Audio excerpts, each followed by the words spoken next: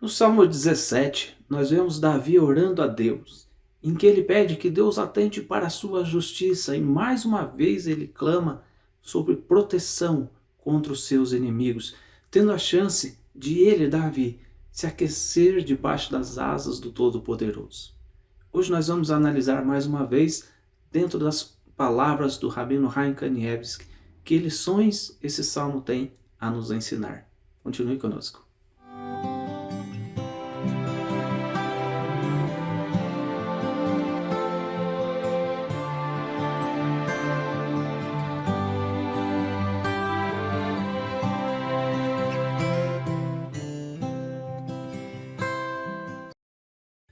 Olá meus amigos, Shalom Aleichem, sejam todos bem-vindos mais uma vez ao nosso canal da Sinagoga Havat Chesed. Nessa playlist nós temos abordado cada um dos salmos, dos Tehillim, principalmente do rei Davi, e aqui nós nos aproximamos no Salmo 17 de uma coisa muito preciosa, a oração. O que a oração de Davi tem a nos ensinar? Esse salmo começa justamente com Tefilá le Davi.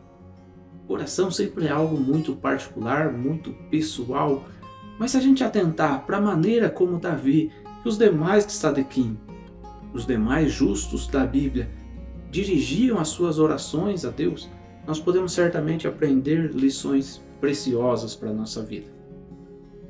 Nós temos, como sempre, usado esse livro aqui do Rabino Chaim Kanievsky, um grande rabino de Israel, falecido aí no ano de 2022, e ele nos ensina muitas lições dentro do Salmo de Davi. Vamos ler o primeiro versículo. Nos diz assim o Salmo: uma oração de Davi. Ouve, ó Eterno, a minha causa, que é justa.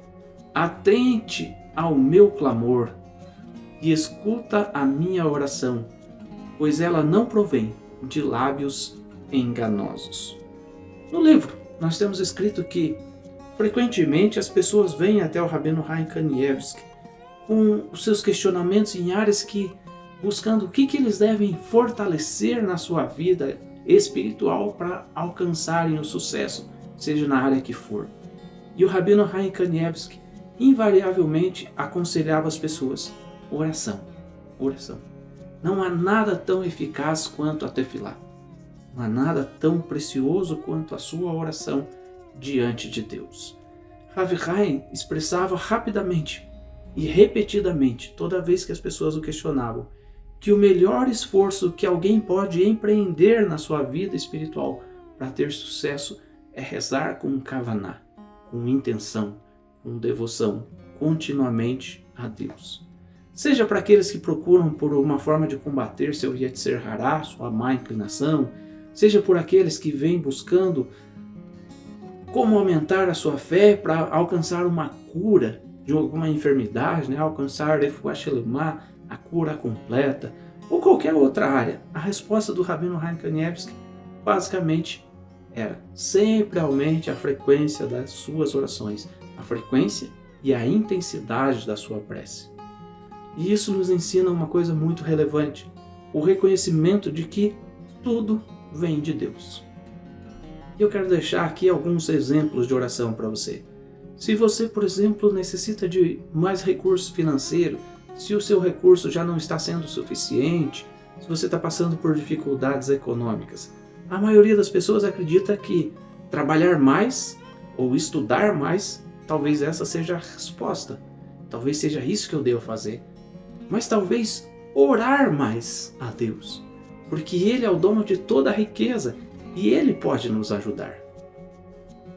Porque muitas vezes a gente estuda, adquire conhecimento, trabalha numa boa empresa, mas se Deus não permitir que nós tenhamos o sucesso econômico, nós não o teremos.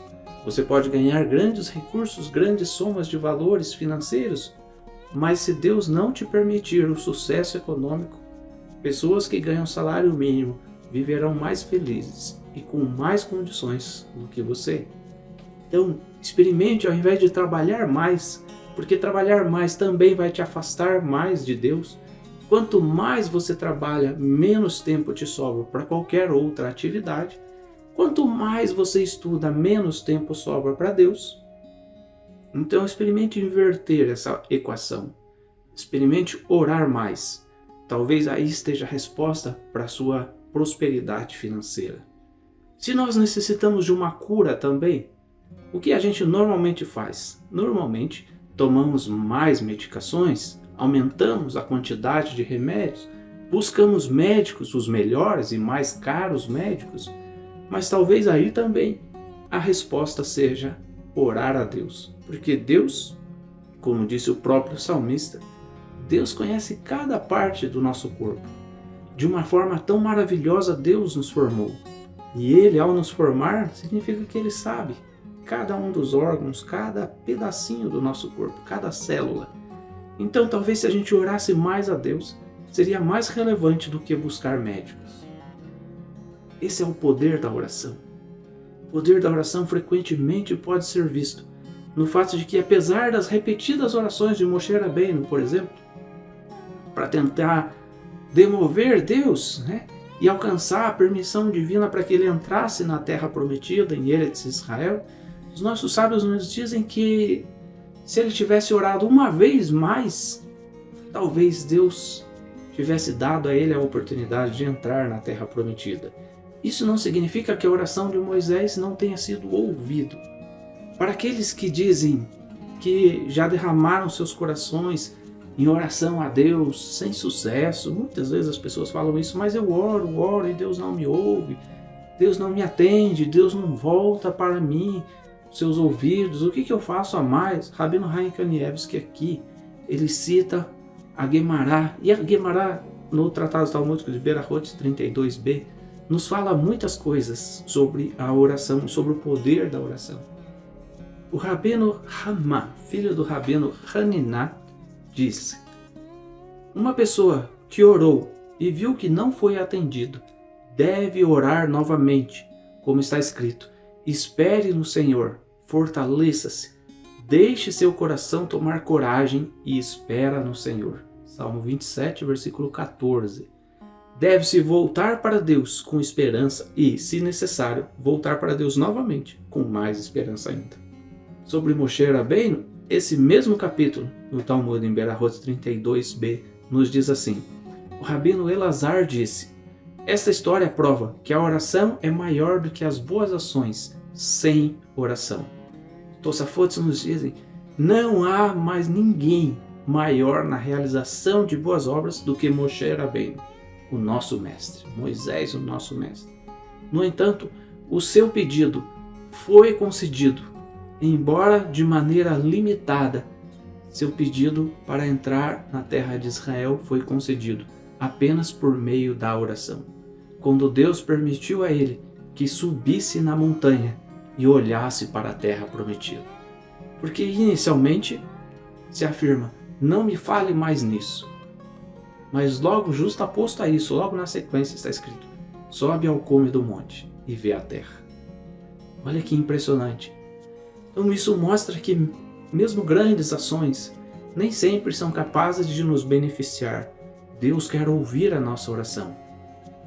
E até nesse mesmo Salmo 17 está escrito que Deus deseja ouvir-nos. Olha que precioso é isso, quão relevante é isso. Saber que Deus quer te ouvir, Deus quer que você se achegue a Ele. Para que Ele possa se achegar a você, é preciso que você fale com Ele, porque Deus quer te ouvir. Agora vamos voltar ao verso inicial desse Salmo 17. Davi diz assim: escuta a minha oração, pois ela não provém de lábios enganosos. Isso deixa claro uma coisa muito importante. Não basta simplesmente orar. Nossos lábios devem ser sinceros diante de Deus, condizentes com as nossas atitudes. Eu não posso falar uma coisa e fazer diferente. Eu tenho que ter os lábios sinceros diante de Deus, não lábios enganosos. No caso de Moshe, por exemplo, as orações foram um complemento a todas as boas obras que ele fez ao povo de Israel. Daí Moisés com sinceridade orou, e isso permitiu a ele ver a terra prometida. Então, orações contínuas, coração sincero, lábio sincero e bons atos fazem com que Deus mude muitas vezes o que está prometido a nós e nos conceda o mérito de quem sabe vermos a terra prometida. Agora vamos avançar um pouco mais nesse salmo, versículo 14, onde há uma curiosidade nesse versículo 14 na tradução. Eu vou colocar para você aí na tela as duas traduções. Primeiro você vai ler comigo a Bíblia Comum, João Ferreira de Almeida, brasileira, que nos diz assim: com a tua mão, Senhor, dos homens mundanos, cujo quinhão é desta vida, e cujo ventre tu enches dos teus tesouros, os quais se fartam de filhos, e o que lhes sobra deixam aos seus pequeninos. Estranha essa versão, hein? Cujo ventre tu enches dos teus tesouros. Deus enche de tesouros o homem mundano? Será? Como Deus poderia a homens mundanos dar os seus tesouros, enchê-los de filhos e de bênçãos? Será? Aí a gente tem a tradução de fontes judaicas, que inclusive é a tradução na leitura da voz da Eliana. Vou deixar aqui no card, aqui acima, para que você possa ouvir o Salmo 17. Nessa tradução nós temos escrito algo mais condizente. Olha o que diz, Salmo 17, versículo 14: que somente por tua mão eu chegue à morte, como aqueles que atingem idade avançada, cuja porção é a vida eterna, que cumulas de teus tesouros, que se alegrem com os seus rebentos, a quem farão herdar o seu legado. Bem diferente. Aqui está falando do tzadik, a quem se alegra com os tesouros que Deus dá, que faz alegrar-se os seus descendentes. Aliás, sobre esse verso, Rabino Chaim Kanievsky nos conta que aqueles que se casam, um dos anseios, uma das angústias de muitas pessoas ao se casar é: será que eu vou ser capaz de gerar filhos? Será que eu terei filhos? E aí Chaim Kanievsky nos conta histórias que ele vivenciou, de muitas pessoas que vivem a angústia de não conseguir gerar filhos. Nos conta o Rabino Chaim Kanievsky que um jovem veio até ele, jovem casado, já passado algum tempo de seu casamento, e esse jovem tão angustiado vem até o Rabino Chaim Kanievsky pedir uma bênção de gerar um filho. Ele foi casado por vários anos, esse jovem, e ainda assim estava ansiando pela geração de filhos. Rav Chaim Kanievsky então o aconselha e diz que ele devia escrever novos pensamentos sobre a Torá. O que é escrever novos pensamentos sobre a Torá? É você estudar a Torá e encontrar ali coisas ocultas, encontrar ali lições para a sua vida. E escrever novos pensamentos é compartilhar esses pensamentos com outras pessoas. Pouco tempo depois, esse jovem volta ao Rabino Chaim Kanievsky com uma boa notícia. Finalmente, depois de ouvir o conselho do Rabino e ter escrito um livro sobre a Torá, de santificação da Torá, a sua esposa havia engravidado e estava breve esperando ali o seu primeiro filho. E aí esse jovem, ao chegar ao Rabino Chaim Kanievsky, fala: mas de onde veio essa segulá? De onde veio esse remédio, né? Essa proteção divina sobre a minha vida, essa bênção sobre a minha vida? Rabino Chaim Kanievsky então novamente cita o Talmud. Na Guemará ele fala assim, em Hulin 59b, está escrito que um dos Amoraim disse um pensamento sobre a Torá, e ele aplicou sobre isso o versículo de Mishle, de Provérbios 18:20, quando fala assim: com os frutos da colheita de um homem, sua boca se encherá. Parece que frutos da colheita de um homem faz uma referência a um novo pensamento da Torá. E isso é semelhante a uma criança carregada no ventre. Deus nos permite de ter o mérito de gerarmos fisicamente um filho, assim como nós geramos fisicamente através do nosso conhecimento e escrevemos e transmitimos a outras pessoas o conhecimento da Torá.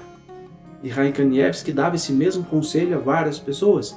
E aí nos conta a história. Ele uma vez foi aconselhar um jovem: escreva um livro quem sabe escrever um livro de Torá te abençoe o Eterno gerando filhos. E aí aquele rapaz foi e escreveu um livro. Quando ele terminou de publicar o livro, lhe nasceu o primeiro filho.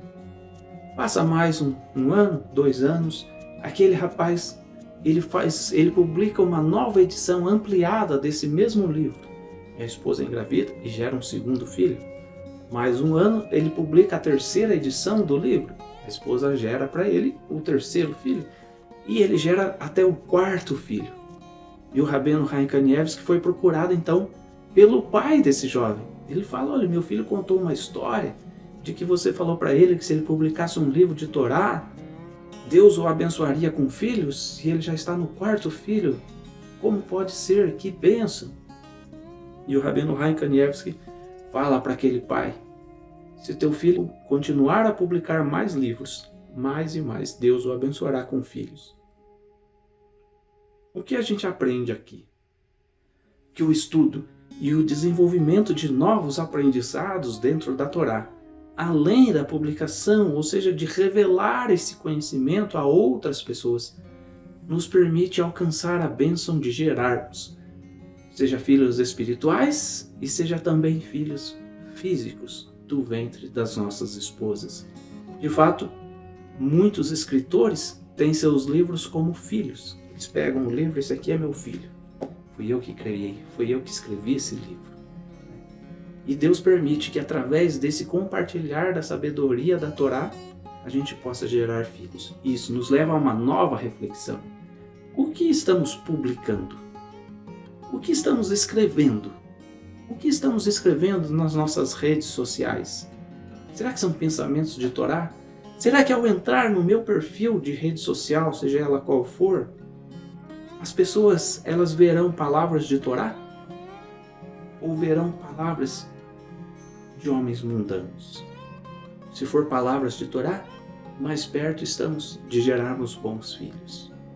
No livro, Chaim Kanievsky, aqui, na página 83, ele dá para nós outros conselhos para que sejamos capazes de gerar filhos. Dentre esses conselhos, ele fala, por exemplo, de uma mitzvah da Torá, chamada Shiluach Haken, que é o que? Afastar do ninho a ave mãe para que possa se beneficiar do ovo, retirar o ovo, retirar os seus filhotes ali. Então, essa é uma mitzvah que para nós pode parecer irrelevante, mas segundo Chaim Kanievsky, nos abençoa de tal forma que sejamos capazes de gerar filhos. Uma outra, aceitar sobre si a responsabilidade de ser um tutor, de olhar para um jovem carente, uma criança carente, e patrocinar os estudos dessa criança no caminho da Torá, para que ela possa aprender, dar a ela condições de estudar a Torá com um rabino, pagar os custos desse mestre de Torá para que ele possa ensinar essa criança, mesmo não sendo seu filho. Porque isso vai fazer com que Deus perceba que você nem sequer tem um filho, mas foi capaz de gerar, ainda que em seu coração, um filho que não é do seu ventre, mas gerou no seu coração a necessidade, a responsabilidade de cuidar de um filho de outra pessoa, que isso é ainda mais meritório. Você pode fazer isso com o filho de alguém da comunidade, você pode fazer isso com alguém órfão, mas gerar nessa pessoa o desejo de Torá e patrocinar que ela possa aprender Torá. E Deus vai olhar para você e vai falar, olha, se essa pessoa é capaz de ensinar a Torá a alguém que nem filho dela é, o que será dela se ela tiver seu próprio filho? Ela vai ser capaz de ensinar com muito mais amor ainda. Então eu vou dar a ela a oportunidade de gerar filhos. Que você possa aprender que os seus atos e as suas orações têm grande mérito diante de Deus. E quem sabe através disso, Deus lhe conceda a bênção de gerar filhos ou qualquer outra bênção que você necessite. Se você gostou, não deixe de dar o seu like, de compartilhar com outras pessoas. E Deus permita que através do seu bom ato de espalhar palavras de Torá, outras pessoas possam se achegar ao caminho do Eterno e você possa ser abençoado através disso. Grande abraço, que Deus te abençoe novamente. Shalom.